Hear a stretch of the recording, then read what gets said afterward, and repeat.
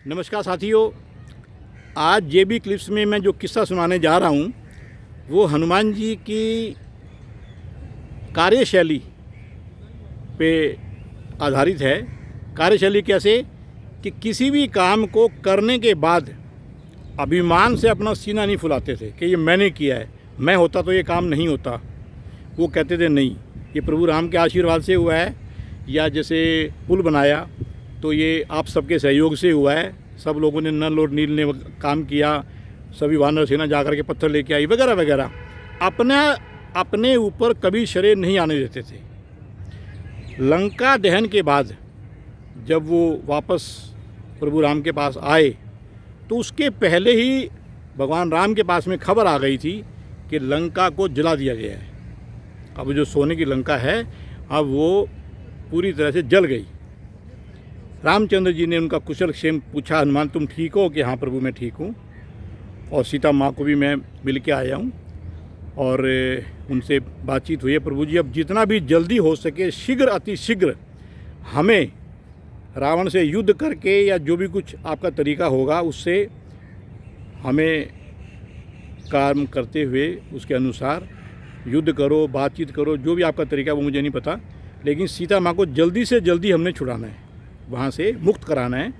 वो अब और इंतज़ार नहीं कर पाएंगी। जब वो मुझे मिली हैं तो उन्होंने स्पेशल बोला है कि अब ये जो इंतज़ार मेरा बहुत ज़्यादा हो गया, अब जितना जल्दी हो सके प्रभु, मेरी ऐसी इच्छा थी कि मैं उनको, और मैं कर भी सकता था, अपने कंधों पर बैठा करके आपके पास तक ले आता। रावण मेरा कुछ नहीं बिगाड़ सकता था, रावण की इतनी हिम्मत नहीं।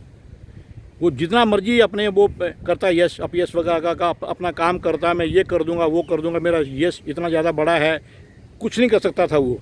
लेकिन मैं ऐसा नहीं किया क्योंकि सीता जी ने भी स्वयं बोला कि नहीं, तुम्हारे स्वामी तुम्हारे प्रभु राम आएंगे, ये काम उन्हीं के हाथ से होना है।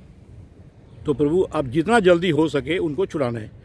रामचंद्र जी बोले अच्छा चल, ये बात तो सारी मैंने तेरी सुन ली, पर तूने पूरी लंका फूंक दी, जला दी। अब हनुमान जी थोड़े से अंदर अंदर मुस्कुराए, कहते भगवान जी, प्रभु जी, मैंने लंका नहीं जलाई। बोले हैं तुमने नहीं जलाई? मेरे पास तो खबर आई है कि तुमने पूरी की पूरी लंका जला दी। कि नहीं जी, मैंने लंका नहीं जलाई। बोले हनुमान, तुम झूठ तो नहीं बोल सकते और मेरे सामने तो पक्का नहीं बोल सकते। ऐसा कैसे हुआ कि मेरे पास में जो खबर आई वो गलत आ गई? बोले भगवान आप यकीन करें, मैंने लंका नहीं जलाई। अच्छा, तू लंका से आया है? हाँ। लंका में जब तू गया था बिल्कुल ठीक थी? हाँ। बोला हाँ जी बिल्कुल ठीक थी। अब जब तू वापस आया तो जली हुई है? बोला हाँ जी, अब तो राख हो गई वो। अरे तो वही तो मैं कह रहा हूँ, उसको फिर जलाया किसने? अब यहाँ पे हनुमान जी की बुद्धिता आप देखो, उनका ज्ञान देखो, उनका अपना अहंकार इसमें नहीं आया।